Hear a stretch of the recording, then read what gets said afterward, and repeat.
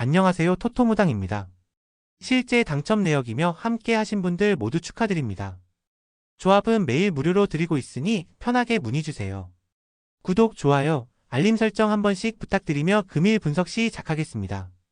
금일 해외축구 우라와 대 세레소 오사카 경기 분석 시작하겠습니다. 홈팀 우라와 포메이션은 4-2-3-1이며 마쏘가 최전방에서 포스트 플레이를 책임지고 있고 오쿠보와 마테우스 사비우가 2선에서 전개와 마무리를 분담하고 있습니다. 중앙에서는 전진성 있는 빌드업이 가능하지만 좌우 풀백의 수비 전환 속도와 하프스페이스 대응에서 반복적으로 불안 요소를 드러내고 있습니다. 특히 측면 수비 간격 유지가 흔들리는 상황에서 컷백에 대한 대응이 느려지며 크로스 차단 타이밍이 늦어지는 패턴이 자주 발생하고 있습니다. 경기 후반으로 갈수록 풀백의 체력 부담이 심화되며 측면 공간을 쉽게 허용하는 구조적 단점이 고착화되는 양상을 보이고 있습니다. 원정팀 오사카 포메이션은 3-4-3이며 라파엘 라타우가 전방에서 제공권과 마무리를 책임지고 있고 루카스 페르난데스는 좌측 윙포워드로 측면 돌파와 컷백 전개의 중심축입니다.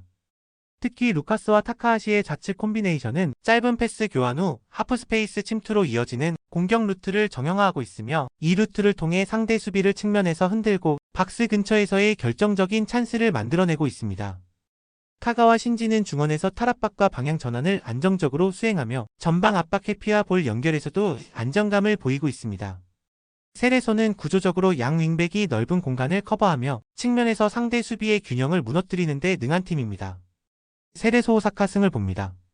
우라와는 측면 수비 전환 속도와 간격 유지에서 뚜렷한 약점을 보이고 있으며 이러한 구조적 불안은 세레소의 하프스페이스 침투 패턴에 그대로 노출될 가능성이 높습니다.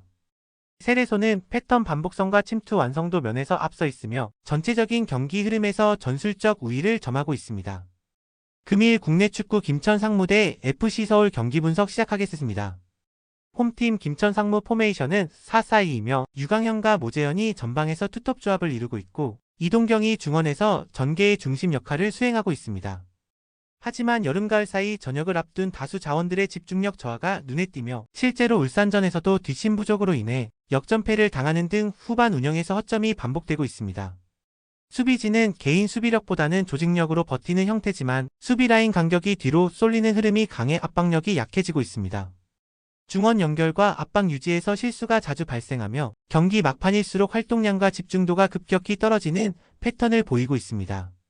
원정팀 FC서울 포메이션은 4-4-2이며 둑스와 루카스가 최전방에서 역할을 분담하고 있으며 링가드는 2선에서 탈압박과 전개를 매끄럽게 이어주는 전술 핵심입니다.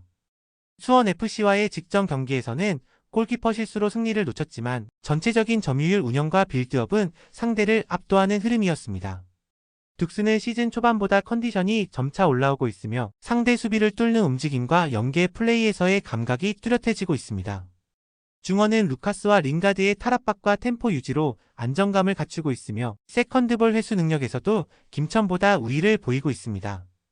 전체적으로 포백 간격 유지, 측면 연계, 후반 교체 카드 운용 등 경기 전반적인 밸런스와 집중도에서 서울이 높은 완성도를 보여주는 흐름입니다.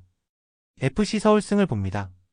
김천은 시즌 중반을 지나며 주축 선수들의 집중력이 약화되는 양상이 반복되고 있으며 수비 운영과 경기 후반 체력 분배 측면에서 구조적인 문제를 드러내고 있습니다.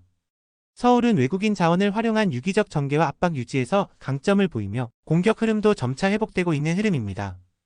전체적인 경기 주도권은 서울 쪽으로 기울 수밖에 없는 구조입니다. 금일 국내 축구 강원FC 대 안양FC 경기 분석 시작하겠습니다. 홈팀 강원FC 포메이션은 4-4-2이며 코바체비치와 김동현이 투톱으로 배치되어 있으며 김경민은 좌측 윙포워드로 수비 부담과 전개 참여를 병행하고 있습니다. 측면에서는 이유영과 이기혁이 풀백으로 배치되어 공격 가담 빈도도 높고 윙포워드들과의 연계 플레이가 활발히 이루어지고 있습니다. 수적 우위를 바탕으로 측면에서 하프스페이스 침투를 지속적으로 노리는 형태이며 이 지역에서 컷백과 슈팅 연결이 자주 발생합니다. 중앙 압박보다는 측면 숫자 싸움에서 우위를 점하는 전술 전략이 뚜렷하며 포백 기반 수비 운영으로 인해 전환 시 안정감도 유지되고 있습니다. 원정팀 안양FC 포메이션은 3-5-2이며 무따와 마테우스가 전방에서 연계 플레이를 시도하고 있고 강지훈과 이태희가 윙백으로 폭을 넓히는 구조입니다. 하지만 3백 전술 특성상 양쪽 측면 공간은 상대적으로 넓게 노출되며 측면에서의 수적 열세가 드러나는 경우가 많습니다. 중앙 밀집을 활용해 수비 블록을 구성하고는 있지만 압박이 뚫렸을 경우 수비 전환 속도와 커버 타이밍에서 조직력이 떨어지는 흐름이 반복되고 있습니다. 특히 후방 빌드업 시 강원 측의 전방 압박을 효과적으로 풀어내지 못할 가능성이 높으며 측면으로 빠져나가는 경로도 제한적이다. 수비 상황에서 윙백과 센터백 간 커버 간격이 벌어질 경우 상대의 측면 침투에 흔들릴 수밖에 없는 구조입니다. 강원승을 봅니다. 강원은 전술 구조와 측면 조합에서 명확한 우위를 점하고 있으며 수적 우위를 활용한 하프스페이스 침투가 경기 흐름을 주도할 수 있는 핵심 무기다. 반면 안양은 3백 전술 특성상 커버 범위가 넓어지는 약점을 지니고 있으며 측면 대 응에서 반복적인 실점 위기를 맞이할 수 있습니다. 결국 전체적인 전개 흐름과 수적 전략 면에서 강원이 유리한 경기를 펼칠 가능성이 높습니다. 금일 국내 축구 광주FC 대 울산 HDFC 경기 분석 시작하겠습니다. 홈팀 광주FC 포메이션은 4-4-2이며 헤이스와 아사니가 전방에서 공격을 전개하고 있으며 박태준이 중원에서 템포 조율과 탈압박을 담당하고 있습니다. 4-4-2 포메이션 특성상 수비 시 블록을 형성하는 데는 유리하지만 상대의 빠른 전환과 측면 활용에 대해 커버 범위가 넓어지는 약점을 노출하고 있습니다. 박태준은 전개 연결에서는 준수한 편이나 울산의 압박 강도를 감당하며 빌드업을 안정적으로 이어가기엔 무게감이 부족합니다. 수비 라인은 무게 중심을 뒤로 두며 수비적 대응에 집중하지만 상대 에이스에게 시선이 쏠릴 경우 뒷공간 대응이 늦어지는 구조적 문제도 반복되고 있습니다. 전반적으로 수비에 치중된 흐름이 예상되며 경기를 주도하기보단 버티기에 가까운 경기 운영이 불가피할 전망입니다. 원정팀 울산 포메이션은 4-4-2이며 보야니치가 중원에서 볼 전개와 빌드업 시작점을 담당하고 있습니다. 보야니치의 패스를 이어받는 이청용은 페널티 박스 근처에서의 침투 타이밍과 볼 간수 능력에서 여전히 압도적인 영향력을 발휘 중입니다. 특히 수비 시선이 이청용에게 쏠릴 경우 에릭이나 라카바 등 주변 공격 자원들이 수비 블록의 사각지대에서 찬스를 만들어낼 수 있는 루트를 확보하고 있습니다. 울산은 좌우를 넓게 활용하면서도 공격 전개 중심은 중앙에서 풀어나가는 구조로 점유율과 위치 선정 모두에서 높은 수준의 완성도를 보여주고 있습니다. 후방 빌드업도 안정적으로 유지되고 있으며 상대 전방 압박이 약할 경우 전진 패스 빈도 역시 증가하고 있습니다. 결국 이청용이 주는 전술적 파생 효과와 전방 조합의 다양성이 광주의 수비 블록을 공략하는 데 결정적인 역할을 할 가능성이 큽니다. 울산 승을 봅니다. 울산은 이청용을 중심으로 다양한 공격 자원이 유기적으로 전개에 참여하고 있으며 보야니치의 조율 아래에서 점유율 기반 경기를 안정적으로 운영하고 있습니다.